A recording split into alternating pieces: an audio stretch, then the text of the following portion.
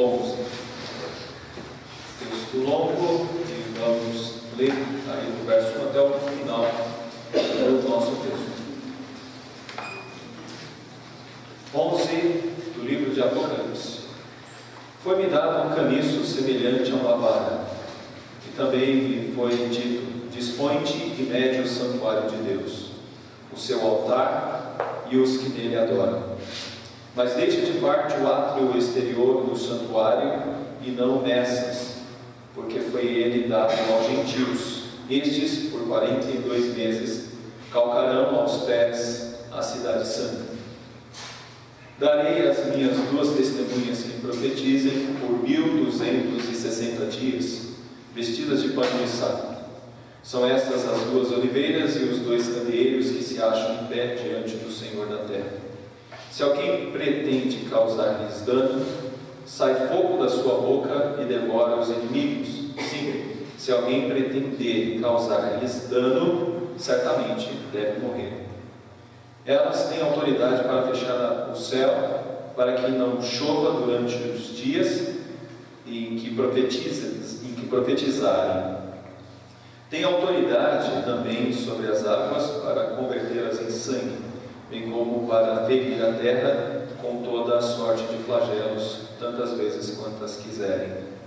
Quando tiverem então concluído o testemunho que devem dar, a besta que surge do abismo pelejará contra elas, e as vencerá e matará. E o seu cadáver ficará estirado na praça da grande cidade, que espiritualmente se chama Sodoma, no Egito, onde também o seu Senhor foi crucificado. Então, muitos dentre os povos, tribos, línguas e nações contemplem os cadáveres das duas testemunhas por 3 dias e meio, e não permitem que esses cadáveres sejam sepultados. Os que habitam sobre a terra se alegram por causa deles, e realizarão festas e enviarão presentes uns aos outros, porquanto esses dois profetas atormentaram os que moram sobre a terra. Mas depois dos 3 dias e meio, um espírito de vida vindo da parte de Deus neles penetrou, e eles se ergueram sobre os pés, e àqueles que os viram sobreveio um grande medo. E as duas testemunhas ouviram grande voz vinda do céu, dizendo-lhes: subi para aqui. E subiram ao céu numa nuvem, e os seus inimigos as contemplaram. Naquela hora houve grande terremoto e ruiu a 10ª parte da cidade. E morreram nesse terremoto 7.000 pessoas, ao passo que as outras ficaram sobremodo aterrorizadas e deram glória ao Deus do céu. Passou o segundo aio, eis que sem demora vem o terceiro aio. O 7º anjo tocou a trombeta, e houve no céu grandes vozes dizendo: o reino do mundo se tornou de nosso Senhor e do seu Cristo, e ele reinará pelos séculos dos séculos. E os 24 anciãos que se encontraram sentados no seu trono diante de Deus prostraram-se sobre o seu rosto e adoraram a Deus, dizendo: graças te damos, Senhor Deus Todo-Poderoso, que és e que eras, porque assumiste o teu grande poder e passaste a reinar. Na verdade, as nações se enfureceram, chegou, porém, a tua ira e o tempo determinado para serem julgados os mortos, para se dar o galardão aos teus servos, os profetas, aos santos e aos que te temem o teu nome, e assim aos pequenos como aos grandes, e para destruíres aos que destroem a terra. E abriu-se então o santuário de Deus, que se acha no céu, e foi vista a arca da aliança no seu santuário. E sobrevieram relâmpagos, vozes, trovões, terremotos e grande saraivada. Até aqui. Obrigado a Deus pela tua palavra, pela maneira como ela é importante, Senhor, para nós, graças à orientação que tu nos dá em nós através do teu Santo Espírito, e por isso saímos de nossas casas, estamos aqui nesse momento para estudá-la, e ela é muito importante, Senhor. Por isso nós pedimos que tu nos oriente, nos ajude a mostrar qual é o valor desse texto para as nossas vidas, a importância e a implicância dele para todos que aqui estão, e capacita-nos, ó Senhor, a entender isso pela graça que vem de Ti, pela Tua misericórdia, pela ação do Teu Santo Espírito. É a nossa oração e pedimos em nome de Jesus. Amém. Amém. Ok. Um pouco apagadinho ali. Será que não dá para apagar essa luz aqui? Essa daqui? Acho que é bom apagar um pouquinho. Alguém pode nos ajudar? Acho que vai. Não, essa daqui. Apagando aqui já bem. Isso, obrigado. Vai ajudar. Ok, então vamos lá. Caminhamos aí para o terceiro ai, a sétima trombeta, e ela é longa. Temos aí mais algum tempo para falar sobre ela. Então vamos entender o 11, né? E depois compreender como que se dá. Tá bom? Então é isso. Vamos lá. Vamos tentar entender. Tá bom. Obrigado, Adão. Vamos lá. Ficou melhor. Vamos entender um pouco. Tem muita informação. Se a gente fosse se deter nesse texto aqui, a gente não concluiria, porque tem muita coisa ainda para trabalhar. Então vamos tentar entender rapidamente, tá bom? Então a primeira coisa que a gente vê é como se fosse alguém medindo alguma coisa. João é orientado a medir alguma coisa. Esse é o primeiro texto aí que a gente vê nos versos de 1 a 2, né? Então a gente tem que ter em mente uma medição. Olha o que diz o texto: foi-me dado um caniço semelhante a uma vara, e também me foi dito: dispõe-te e mede o santuário de Deus, o seu altar e os que nele adoram. O 2: mas deixa de parte o átrio exterior do santuário e não meças, porque foi ele dado aos gentios, estes por 42 meses calcarão aos pés a cidade santa. Então, o que isso quer dizer? O que significa isso? Lembrando, temos uma sequência, estamos aqui no sétimo selo, e o sétimo selo, a sétima trombeta, como o sétimo selo, tem um objetivo já de nos preparar para o momento derradeiro e culminante da história, que seria o momento próximo da vinda do Senhor Jesus Cristo. E as informações dessa sétima trombeta tem a ver com o terceiro ai, e a responsabilidade da igreja, a seriedade desse momento. É um momento muito sério, muito complicado, complexo, e também com relação ao desenrolar da história, o momento final da história. Então vamos tentar pegar aqui algumas coisas importantes a respeito dessa passagem, né? Então vamos ver aí esses textos. Bom, a igreja que adora. Por que a igreja que adora? Se você olhar aí para o texto, você vai ver que ela está no altar. E o que se faz no altar? Adora. Então essa igreja, que é a igreja que está vivendo nos últimos dias, ela está passando por um momento de adoração.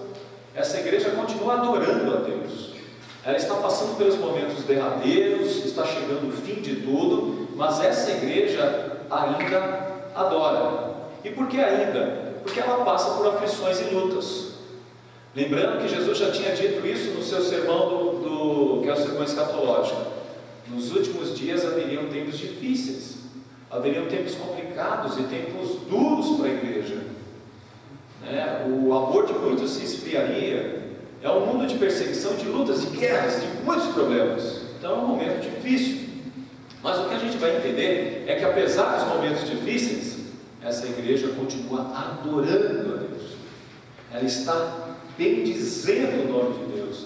Ela continua em louvor a Deus. Ela continua bendizendo e adorando o nome de Deus. É importante que a gente perceba que essa igreja passará por sofrimentos terríveis pelas mãos daqueles que não temem a Deus. Nesse texto, a gente pode entender isso quando no verso 2 é dito: mas deixa de parte o átrio exterior do santuário, e não meças, porque foi ele dado aos gentios. É como se nós pudéssemos entender o seguinte: tem um grande átrio, que é onde está o altar, onde Deus é adorado, mas próximo desse átrio, próximo desse altar, há um átrio onde inimigos podem se aproximar. Nesse texto, os inimigos são chamados de gentios. E por que gentios? É só você lembrar dos 400 anos de silêncio que Israel viveu. Israel foi duramente perseguido.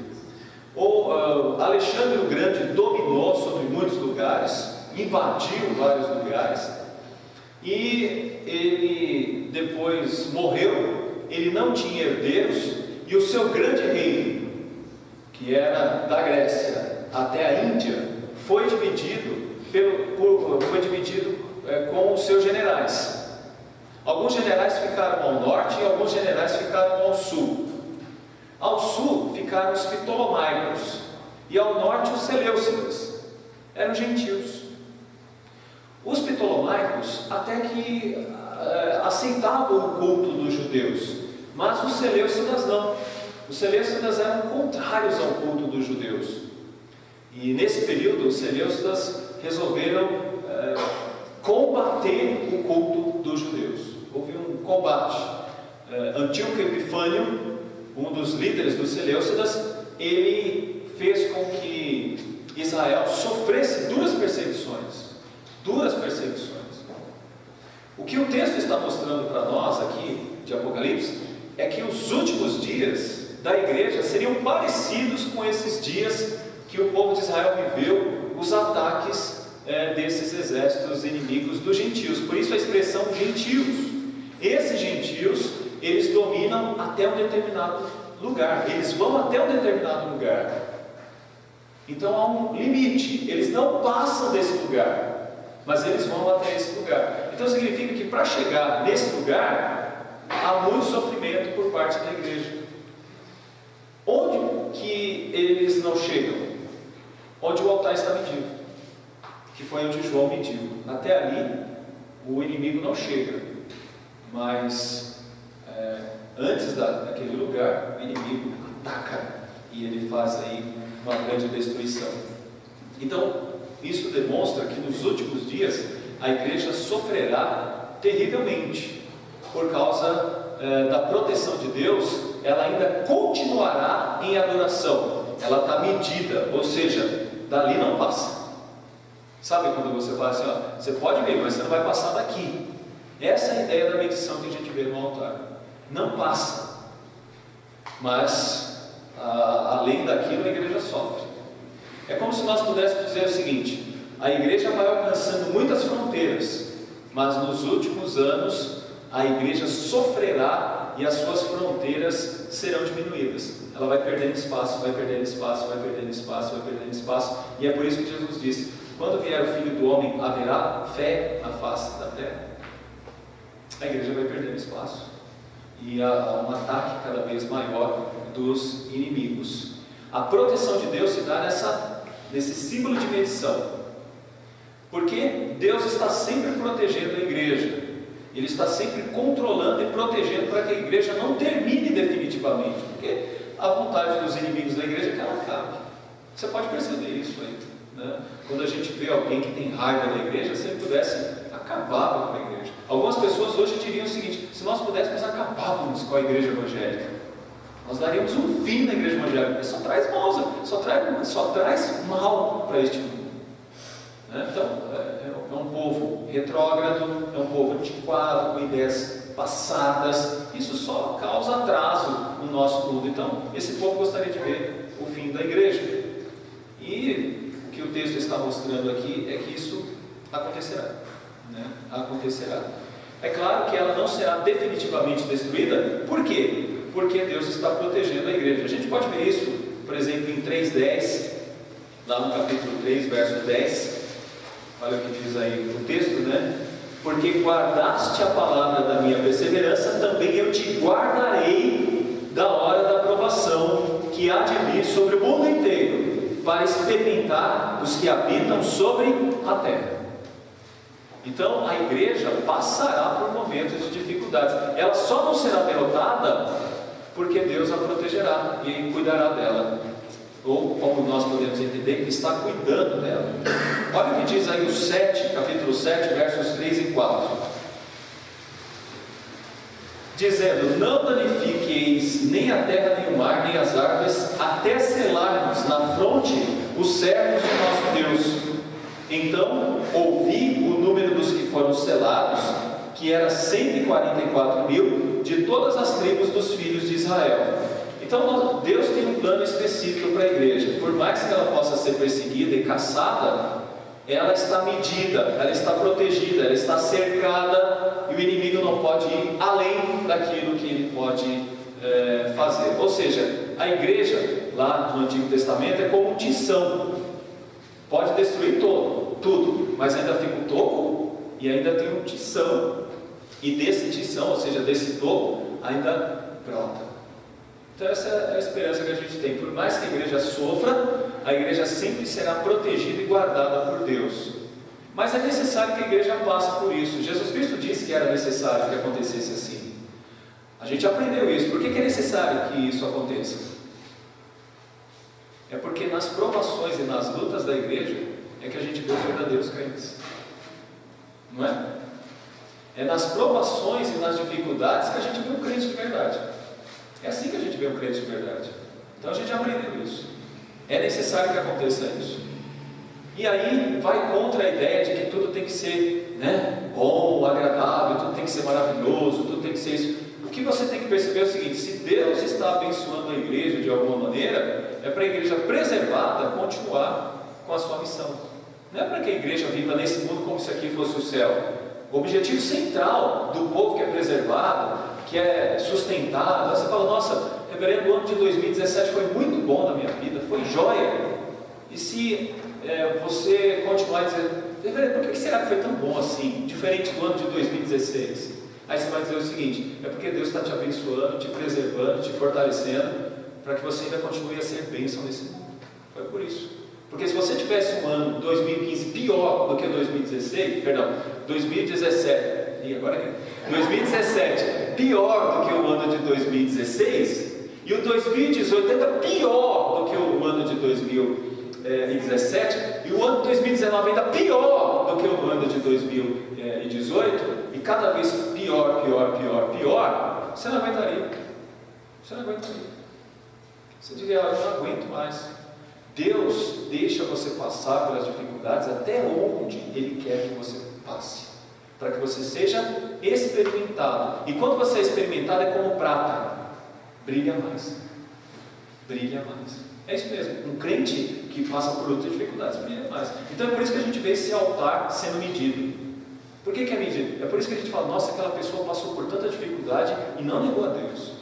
Nossa, ela passou por tantas lutas e continuou firme. Por que ela continuou firme? Porque Deus mediu. Não ia até onde poderia ir, só foi até ali. Dali não poderia passar mais, pelo menos não resistiria, não aguentaria. É como ele disse no sermão lá, foi controlado, porque senão até os eleitos não resistiriam. Então essa medição é um ai. Por que é um ai? Olha, vem coisas difíceis para vocês. Igreja, se prepare, porque vem coisas difíceis para vocês. Mas sabe uma coisa? Deus está protegendo vocês. Então Deus está controlando e guardando a vida de vocês. Aí você fala assim: nossa, por que aquele ano eu passei tantas dificuldades? Eu posso dizer uma coisa para você: Satanás tem interesse que você sofra. Satanás tem interesse que você sofra para desistir. Mas diferente do que Satanás quer, tal como Jó, quando você passa pelas dificuldades, você pode mostrar outra coisa diferente: fidelidade a Deus, e amor a Deus, e zelo para com Deus. E aí você é mais do que vencedor por causa de Cristo Jesus. Amém? Essa é a certeza do crente, a confiança que o crente tem que ter em todos os momentos da sua vida, daqui por diante. Tá bom? Deu para entender isso? Deu para entender? Então esse é um pouco. Vamos continuar um pouquinho mais. A igreja pode sofrer em sentido físico, mas sempre vencerá em sentido espiritual. Aí eu quero que você já compartilhe comigo, porque é a continuidade desse texto, o capítulo 12, verso 11. Vamos ler juntos? 12, 11, o 12, verso 11, que é um texto de Zacarias, e um texto de Jó, colocado aqui. Diz o que? Eles, pois, o venceram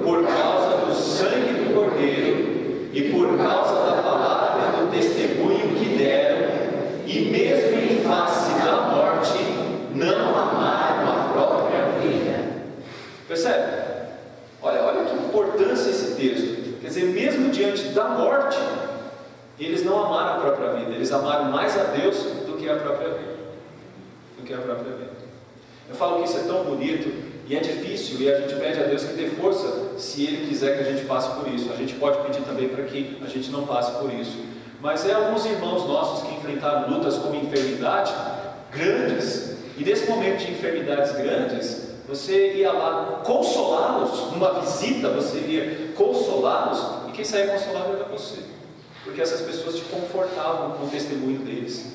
Diante da morte, eles não estavam ouvindo, ó céus, ó azar, que dureza! Não! Essas pessoas diziam o seguinte: olha, Jesus venceu e eu sou mais do que vencedor, vamos cantar um hino, vamos louvar a Deus.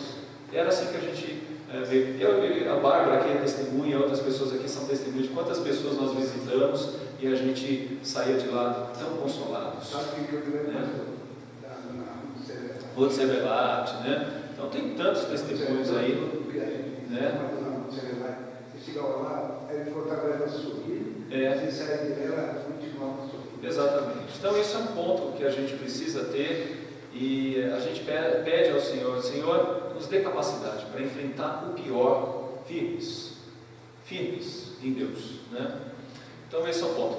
Sempre importante, a igreja fiel será aquela que adora a Deus e será firme em meio às grandes perseguições. Então o texto de Apocalipse deixa bem claro quem é o crente. Quem é o crente? O crente é aquele que está sempre adorando a Deus. Sempre adorando a Deus, né? Por que ele congrega? Porque ele quer adorar a Deus. Por que ele estuda? Porque ele quer adorar a Deus melhor. Por que ele casa? Porque ele quer adorar a Deus. Olha que coisa bela. Por que você casou? Eu casei porque eu quero adorar a Deus. Não é porque eu quero ser feliz, porque eu adoro a Deus sendo um bom marido. Eu adoro a Deus sendo uma boa esposa. Eu adoro a Deus. É assim que eu adoro a Deus. O crente casa para adorar a Deus. Por isso que ele vive no altar. O crente ele não vive no inferno. O crente vive no altar. Mesmo que ele passe por dificuldades e grandes lutas, ele vive no altar. E nesse altar ele adora a Deus. Ah, está difícil lá na faculdade. Então é um lugar para adorar. Ah, está difícil lá no meu condomínio, tem uns vizinhos lá que são estranhos. É lá que você deve adorar. É nesses lugares que nós adoramos, é no hospital que nós adoramos, é nesses lugares que nós bendizemos o nome de Deus, e a gente observa isso aqui. Tá bom? Uma outra coisa que a gente vê aí nesse texto: os 42 meses. O que nós temos aí? É o tempo presente. É o tempo da pregação do Evangelho. Esses são os 42 meses, que é o tempo presente, que é o tempo da pregação do Evangelho, né? Por quê? Porque esse é o tempo que nós podemos chamar do início da pregação até o final da pregação, né? Esse é o momento em que tipifica 3 aspectos aí da perseguição. Por exemplo, é um tempo próprio de perseguição, é um tempo de proteção espiritual e é um tempo de preservação, de 42 meses. Esse texto a gente vai ver em outros lugares também, mas significa que Deus está cuidando, está protegendo. Em outros momentos nós vamos falar do significado simbólico disso, mas por enquanto o que nós temos aqui é o seguinte: 42 meses é um tempo de perseguição, é um tempo de proteção espiritual e é um tempo de preservação. Vamos encaminhar aqui, a gente vai tentar entender isso melhor. 2 testemunhas é o que a gente vê adiante agora.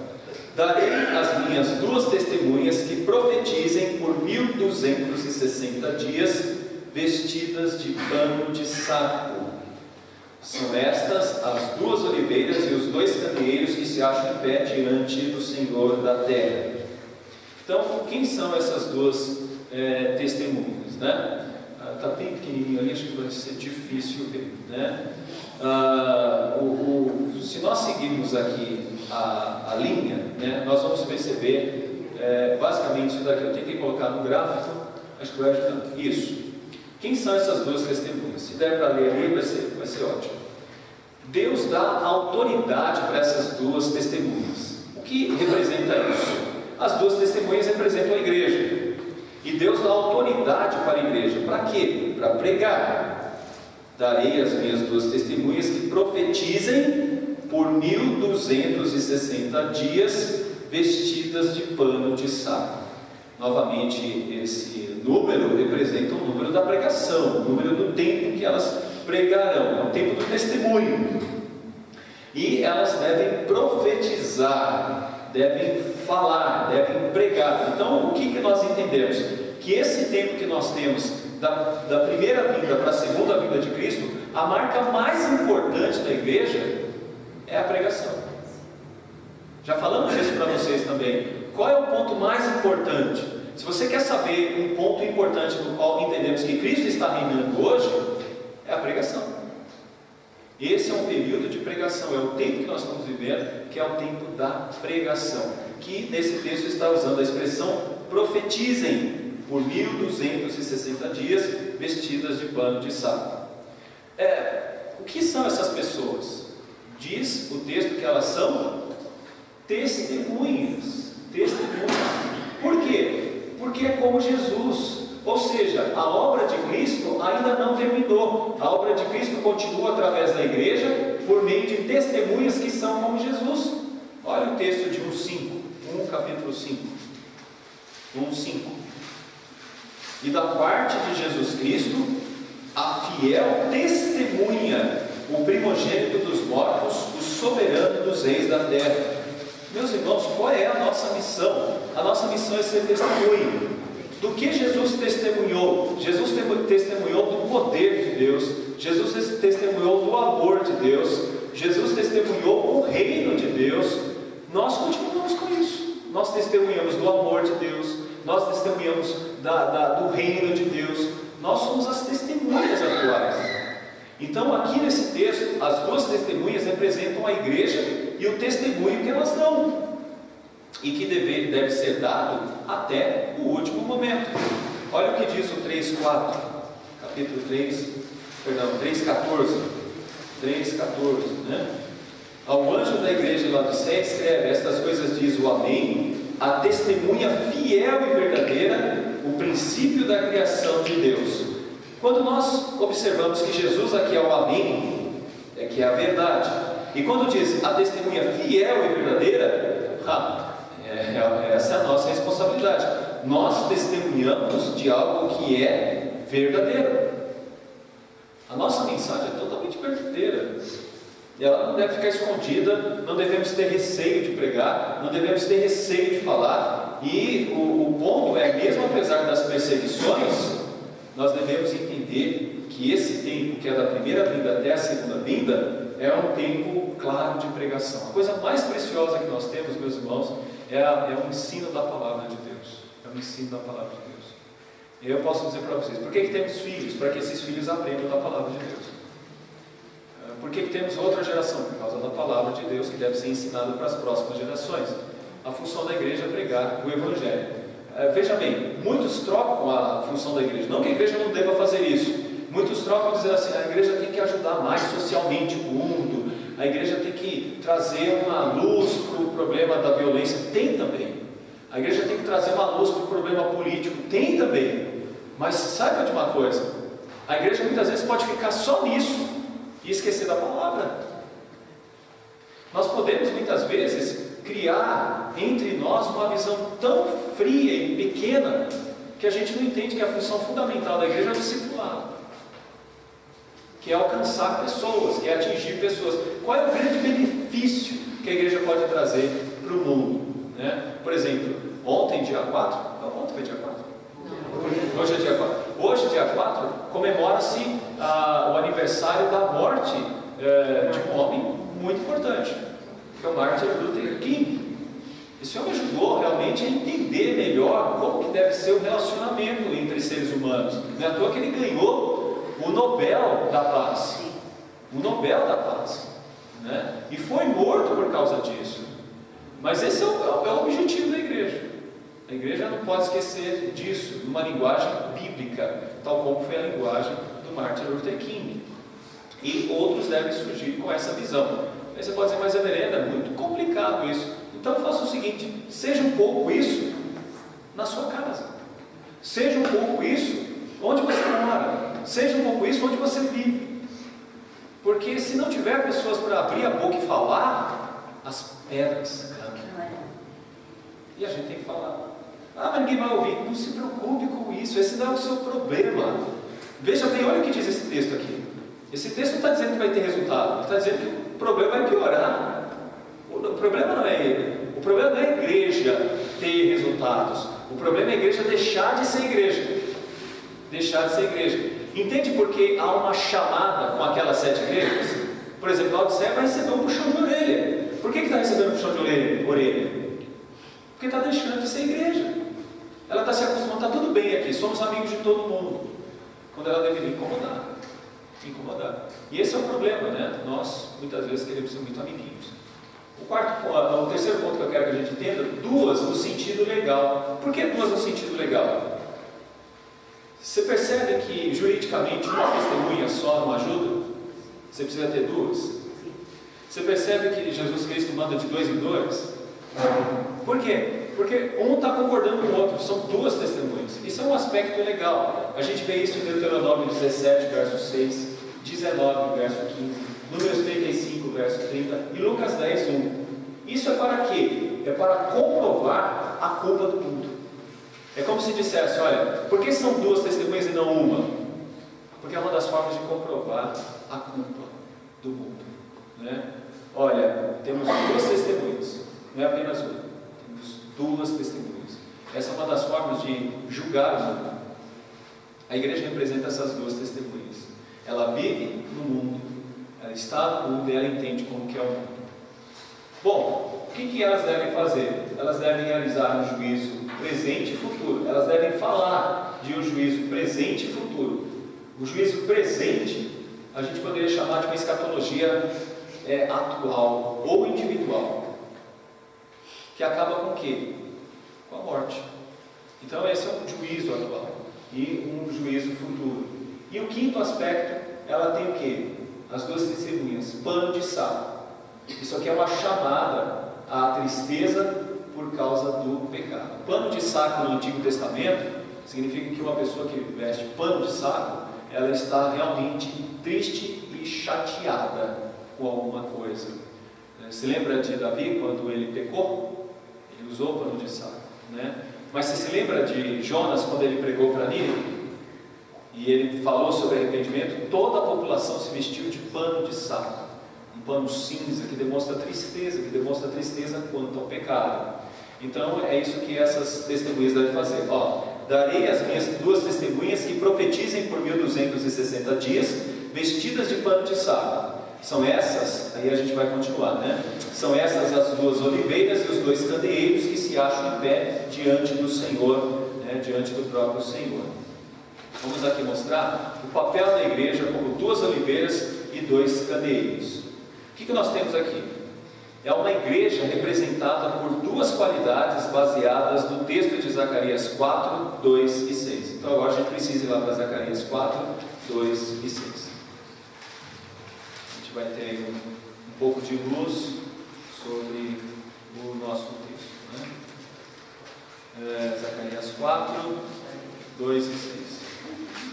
Como é muito fácil abrir Zacarias, né? Então vocês vão ouvir aqui primeiro, tá bom? Acharei algumas Bíblias 807, né? 807 do Antigo Testamento, tá bom? Zacarias 4, 2 e 6. Se der para ler, quem quer, né? Diz assim: e me perguntou, o que vês? Respondi, óleo e eis um candelabro todo de ouro e um vaso de azeite em cima com as suas 7 lâmpadas e 7 tubos, um para cada uma das lâmpadas que estão em cima do candelabro. Junto a este 2 oliveiras, uma à direita do vaso de azeite e a outra à sua esquerda. Então perguntei ao anjo que falava comigo, meu senhor, que é isto? Respondeu-me o anjo que falava comigo, não sabes tu que é isto? Respondi, não, meu senhor. Prosseguiu ele e me disse, esta é a palavra do Senhor a Zorobabel, não por força nem por poder, mas pelo meu espírito, diz o Senhor dos exércitos. Então espera aí, quem é este Zorobabel?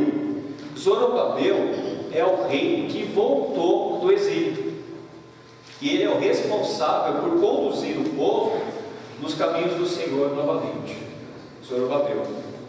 Então nós percebemos aí o que representa. Representa duas qualidades. Primeiro, Zorobabel é um reino, a visão de sacerdotes. Deixa eu tentar já explicar isso para vocês, porque nós não temos muito tempo. Vós sois raça, sacerdócio real. Então essas duas testemunhas representam duas funções da igreja. A igreja está reinando e a igreja é sacerdote. Como que a gente vai ver essa questão de sacerdote, né?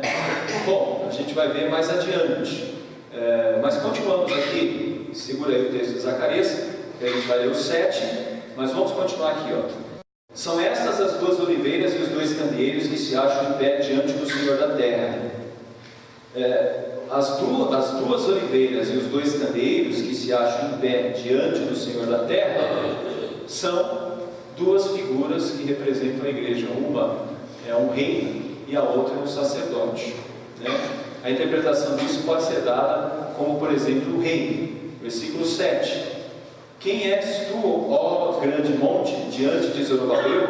Serás uma campina, porque ele colocará a pedra de Ramate em meio às aclamações. Haja graça e graça para ela. Então nós temos aí a visão de um rei, que está agindo como rei. Mas olha agora o versículo 14 de Zacarias, verso 4. Então ele disse: São os dois ungidos que assistem junto ao Senhor de toda a terra. E quem são esses dois ungidos que assistem o Senhor de toda a terra? Um é Zorobabel, na época de Zacarias, e o outro é Josué, que era o sacerdote da época. Os dois, Zorobabel e Josué, representam então a ação da igreja, que é a ação do reino e a ação de sacerdotes. Mas temos também mais duas coisas a respeito deles.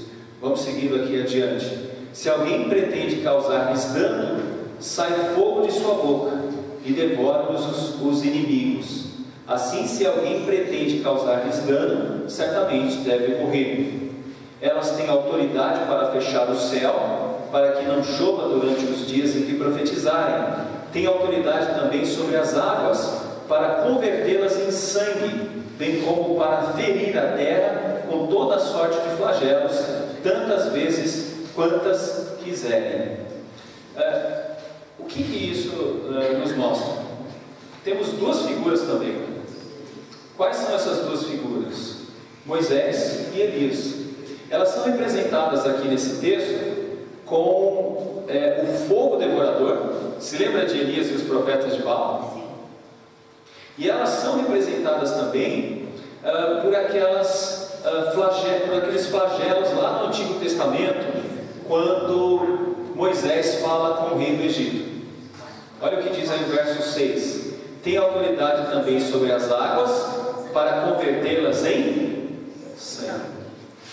Então, duas coisas importantes que a gente vê aqui. Há um rei sacerdote e há uma visão profética, como a visão de Elias e a visão de Moisés. A igreja hoje está fazendo o mesmo papel de Zorobabel, está reinando. E está fazendo o mesmo papel de Josué, está sendo como sacerdote, intercedendo. Mas esta igreja também tem um outro ofício, que é o ofício de profetizar, como Elias profetizou e como Moisés também profetizou. Essa é a função da igreja hoje. Deu para entender os papéis? É isso que representa, por exemplo, a visão de candeeiros e de azeite. Nós temos o poder da igreja como reinante e também como intercessora por meio da visão sacerdotal, mas também temos a visão da igreja como profetiza, ou seja, aquela que profetiza, que está profetizando, e quando ela profetiza é como Elias, é como Moisés. Deixa eu perguntar uma coisa para vocês, vocês vão entender esse texto. Elias era querido? Era amado? Não, ele não era amado. Moisés era querido e amado? Não. Eu estou falando por exemplo, Elias por Acabe e Jezabel. Não, Acabe e Jezabel queria ver o cão. Acho que eles queriam mesmo, mas não queria ver Elias. Já o rei do Egito queria ver muitas coisas, mas não queria ver Moisés. Qual é a função da igreja no mundo? Transformar o mundo. Mas com isso ela se torna o quê? Inimiga e perturbadora. Por isso que a visão é de, no reino da igreja, que é o reino atual, e na intercessão da igreja, que é o momento atual, uma das funções mais notórias da igreja é que ela perturba. Coloca sal numa ferida para você ver o que acontece. Ou fiquemos todos nós aqui no escuro e de uma hora para outra liguemos a luz, para nós vermos o que vai acontecer. É exatamente isso que o texto está dizendo. Elias fez isso, e Moisés também fez isso, né? Elias fez isso, Moisés fez isso. Veja aqui o texto de Lucas 8, 29 e 28. Lucas 8, 29 e 28. Falei para vocês, tem muita informação aqui para o nosso texto, né? Para tentar encontrar respostas aí no nosso texto. Lucas 8, perdão, 28 em diante.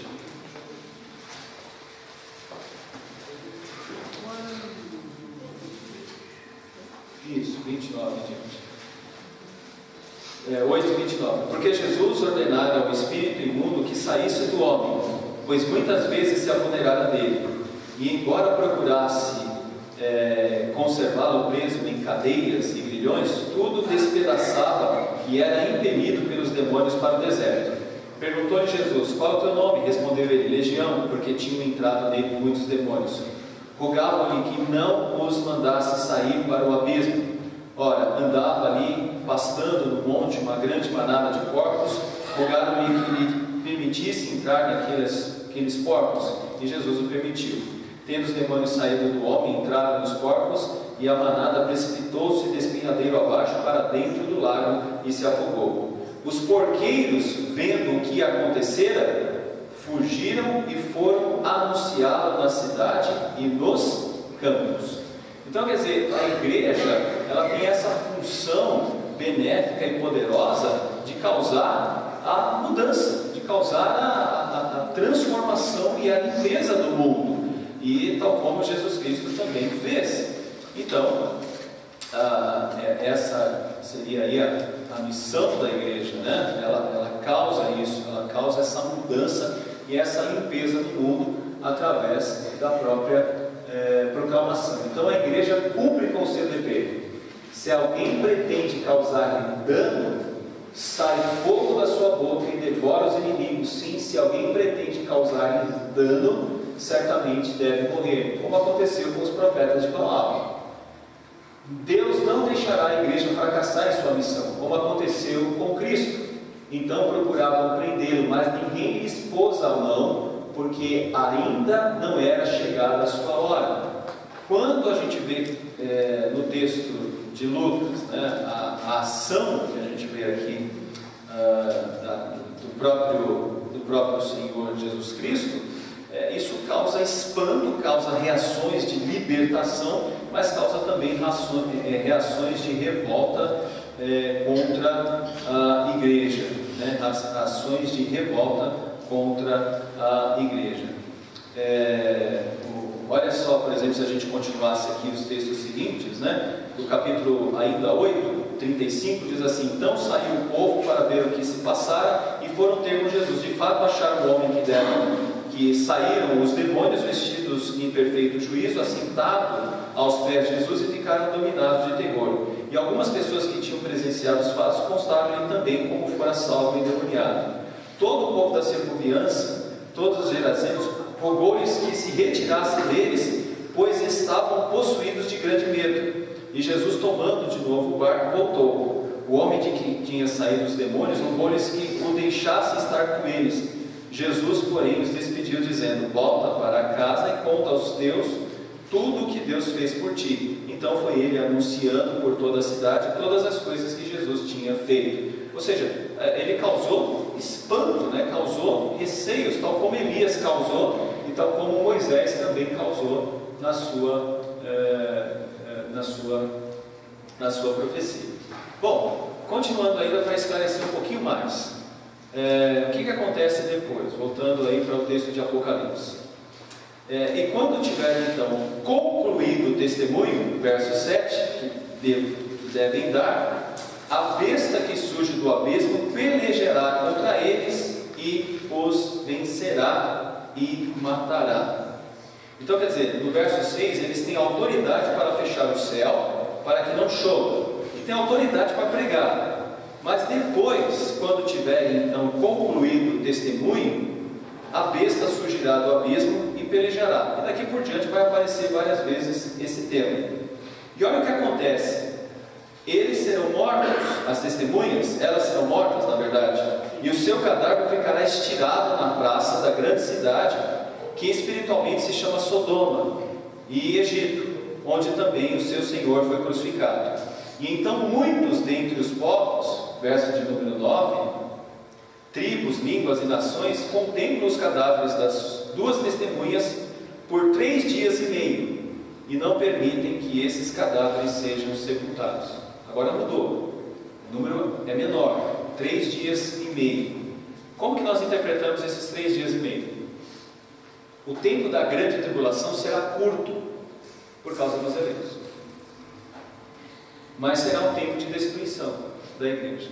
Ela só não será destruída totalmente porque o altar está medido, mas sobrará muito poucos crentes. Então o que a gente entende aí?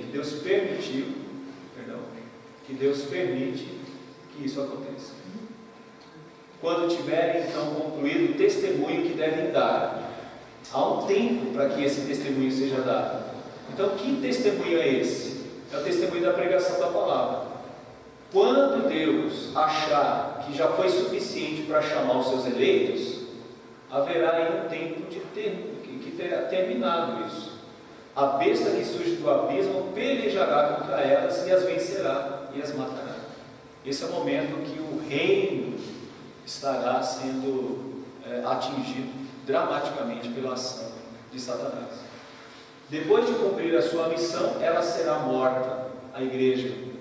Deus vai permitir que a besta ataque e mate a igreja. Mas lembre-se bem, há um limite também para isso. Não totalmente, mas há um limite. Agora, baseado em Daniel 7, aparece no texto a figura da besta. E aí eu peço que você depois leia Daniel 7. Mas quem é a besta? E aí a gente vai ver isso no texto de Daniel 7. Você lembra que é o texto de Daniel 7? Né? Cabeça. É um texto parecido com o de Daniel 2. Em Daniel 7 você vê um texto parecido com o de Daniel 2. Que texto é esse? Em Daniel 2, Nabucodonosor tem um sonho e ele vê uma estátua gigantesca. Tinha cabeça de ouro, peitoral de prata, quadris e coxas de bronze, e pernas e pés de ferro e barro. Vem uma pedra e destrói esta estátua, né? E daí começa um novo reino. Quando a gente percebe a besta surgir de novo, a gente vai voltar para o texto de Daniel 7, e vocês vão ver em outros textos que ela tem essa formatação aqui, ó. Vai ter essa cara aqui, ó. Cabeça, né? O jeitão aqui de um animal e diferente. A gente vai falar um pouquinho mais sobre isso. Quem é a besta? A gente vai ter que responder isso agora. São 4 impérios que exercem domínio sobre o povo de Deus. No passado, Babilônia, Medo-Persa, Grécia e Roma. E um pequeno chifre, que chamamos de Antíoco Epifânio, do ano 167 a.C. Então, Daniel 7, 7 a 12 mostra isso, e 21, 25. Aqui, nós encontramos quem é a besta. Como que a gente pode traduzir isso? Todos esses reinos aqui são contrários ao reino de Deus. Toda a mentalidade desses reinos são contrários à palavra de Deus. Toda essa força que tem esses animais e essas feras é para destruir a igreja. Então, o que nós chamamos de besta no Antigo Testamento é o que nós chamamos de besta no Novo Testamento. São forças contrárias à vontade de Deus. São desejos contrários ao querer de Deus. Esta é a força que nós encontramos. A besta, na verdade, é tão somente toda ideologia contrária à vontade de Deus. E ela se manifesta através de poderes. Significa que nos últimos dias, antes da vinda de Cristo, esses poderes aumentarão, se tornarão tão fortes que haverá uma grande destruição da igreja. Grande destruição. A ponto do texto falar que ela morre, ela cai como morta. Não significa com isso que ela deixa de existir. Porque eu não sei se vocês perceberam, mas o corpo dela não é enterrado. Vocês perceberam isso? Fica onde? Na praça. O que é a praça? A praça é o lugar onde todo mundo está vendo.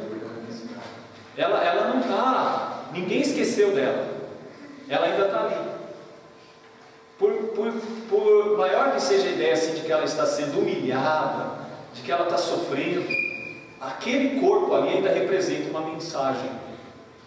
mensagem de juízo, que é uma visão sacerdotal, aliás, profética. Mas significa que quem está reinando ali é quem está sofrendo, e não quem está dominando, mas quem está sofrendo. Então essa é a visão que a gente tem da besta aqui nesse texto, né? Então quem é a besta? E quando agirá? De modo geral, todas as forças que se levantaram e ainda se levantarão contra Cristo. Mas neste texto, a besta será a maior força contra a igreja. Será uma força tão terrível que nesta parte do tempo, final dos 1260 dias, ele quase sucumbirá, ela quase sucumbirá por completo. Ela quase sucumbirá por completo. É um momento muito difícil. Esse é um momento terrível. A igreja deixará de existir. Quase. Isso é importante. Quase deixará de existir. O seu cadáver ficará estirado na praça da grande cidade, que espiritualmente se chama Sodoma e Egito, onde também o seu Senhor foi crucificado. E então muitos dentre os povos, tribos, línguas e nações contemplam os cadáveres das duas testemunhas por 3 dias e meio, e não permite que esses cadáveres sejam sepultados, né? Agora, olha que interessante, 3 dias e meio. Isso significa que é por um curto tempo. Quanto tempo Jesus Cristo ficou morto? 3 dias. 3 dias. Quanto tempo Jonas ficou no ventre do peixe? 3 dias. A informação aqui é muito importante. Tem a ver com a importância desse número. É o tempo exato para que aconteça a grande libertação. É o tempo exato para que aconteça a grande vitória. Então, quando a igreja estiver sofrendo drasticamente os últimos momentos, será o tempo exato para acontecer uma grande vitória. E ela vem por essas forças que se levantam e ainda se levantarão contra a igreja. Então, por favor, não queiram achar uma besta por aí, né? Pense no seguinte: toda força que se levanta contra a igreja é uma besta. E besta, você tem que olhar para isso aqui, para essas figuras. Elas vão aparecer de novo no texto de Apocalipse. Por isso que algumas pessoas ficam com medo de Apocalipse, porque olha e vai ver que algumas têm diademas, têm chifres, corpo de tal jeito, corpo de tal jeito. Por que tem essa informação? É como se dissesse o seguinte: já viu uma pessoa nervosa? Já viu uma pessoa raivosa? A gente vê pessoas raivosas. Sabe quando a gente vê pessoas raivosas muitas vezes? Em jogos de futebol. Você olha para aquelas pessoas, elas pegam paus, madeiras e matam o outro simplesmente porque ele torce para um outro time. Vocês já viram? A gente já viu filmagens assim, onde a pessoa está caída no chão e o que ela faz? Chuta, continua chutando. Alguém vai dizer o seguinte: virou bicho. O que a gente está dizendo quando a gente fala virou bicho? Virou uma besta. Nossa, virou uma besta. Porque é assim que a gente vê muitas vezes um cachorro atacando. Já viu um cachorro atacando? Né? Você vê um cachorro atacando o outro, você fala: nossa, um negócio doido. Porque até então, você olhava para aquele cachorro, ele era assim, ó.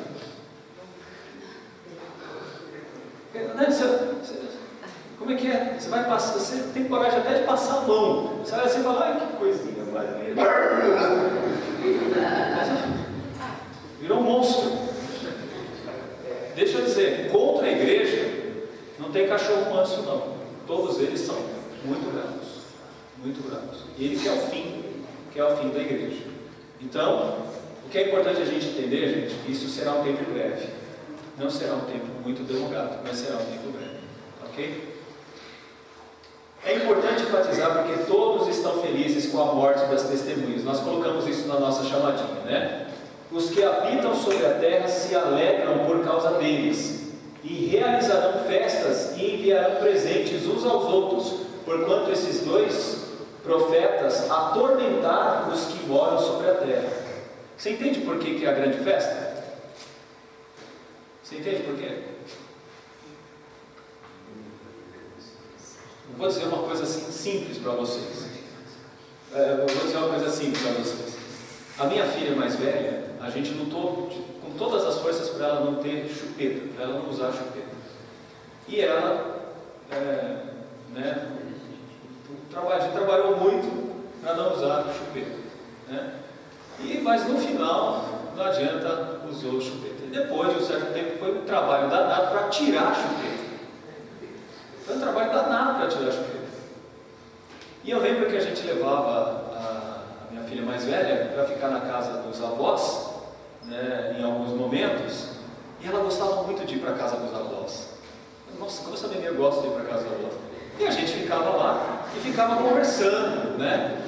E tinha hora que ela dizia assim, pai, isso não vai embora, não?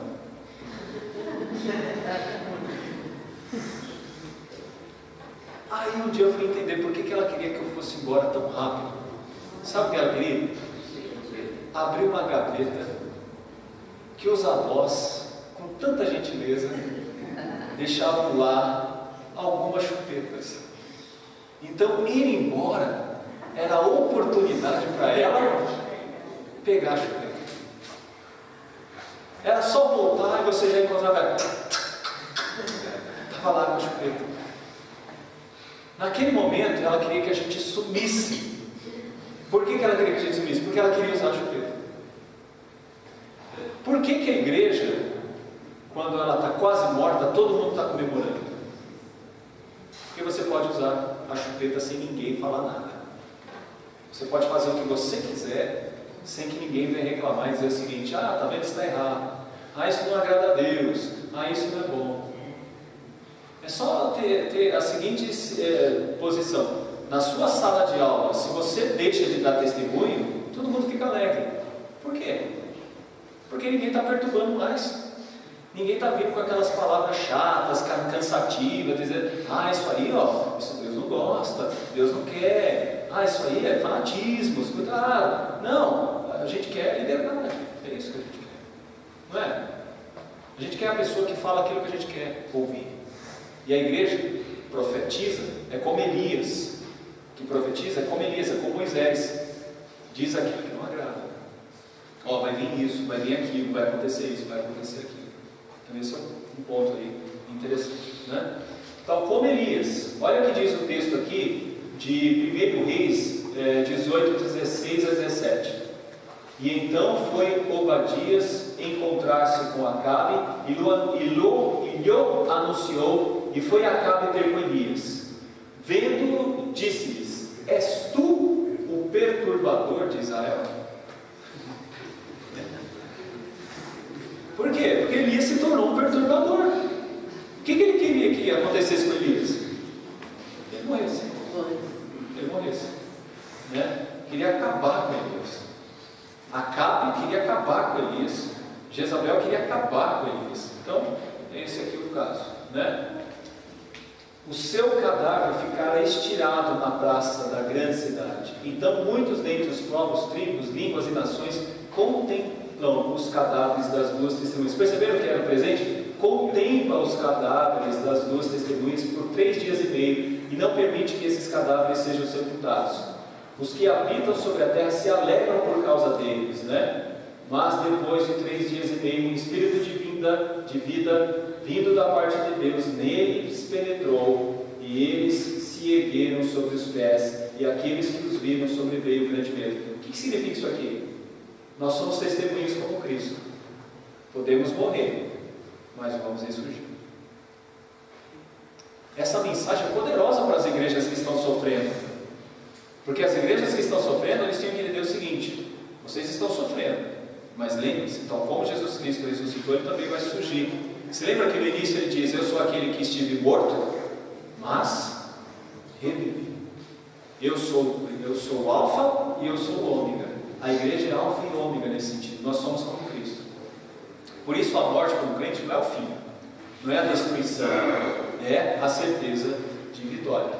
Naquela hora houve grande terremoto, ruiu a 10ª parte da cidade, e morreram nesse terremoto 7.000 pessoas, ao passo que as outras ficaram sobremodo aterrorizadas e deram glória ao Deus dos céus. E passou o segundo ai, eis que sem demora vem o terceiro ai. Meu tempo já passou, eu não tenho como entrar um pouco mais aqui, eu acho que ainda tem mais coisas para a gente ver, né? A gente vai ver essa aí, a questão da vitória libertadora. Eu não quero passar o meu tempo, vamos até aqui, tem muito mais coisas, mas eu queria só aplicar ainda um detalhe, vou pular aqui, eu queria só aplicar aqui um detalhe, tá bom? Ainda temos tudo isso daqui, eu não vou demorar, tá, com isso. Eu queria só que a gente trabalhasse só isso aqui. Deus está salvando os seus eleitos por meio da pregação. Deus protege os crentes apesar das perseguições. Há uma missão que não podemos deixar de realizar, que é pregar. Ressurreição é o nosso futuro. Aqui eu pulo porque a gente não trabalhou. Em conclusão, quando a última trombeta, já com a trombeta aqui, soar, será maravilhoso para os crentes e triste para os ímpios. Aplicações que a gente pode usar aqui na semana que vem. Você tem um verdadeiro compromisso com Cristo? É isso que identifica essa igreja que está lutando contra o mundo, sendo um reino e um sacerdote que agrada a Deus, mas sendo fiel à profecia, sendo aqueles que proclamam e profetizam de Deus. Então a pergunta que a gente tem que fazer é: você tem um verdadeiro compromisso com Cristo? Porque como nós vamos conhecer a igreja fiel e a igreja fiel? A igreja fiel, ela é compromissada com Cristo, nem que ela tenha que morrer, como a gente viu no 12, verso 11, né? Nem que ela tenha que morrer, mas ela é fiel a Cristo. E a segunda coisa de aplicação: o quanto você está perturbando o mundo. Ó, eita nós, né? O quanto você está perturbando o mundo. Antigamente, né, Davi? Tinha aquela coisa, Davi que gosta de contar essa, né? Tá uma rodinha ali na empresa, todo mundo contando aquelas coisas todas, aí alguém fala: psst, chegou o crente aí, acabou a festa, né? Por quê? Porque chegou alguém que não gosta disso e não fala essas coisas e não vive essas coisas. Mas se chegou o crente, agora vai melhorar, agora vem coisa boa aí.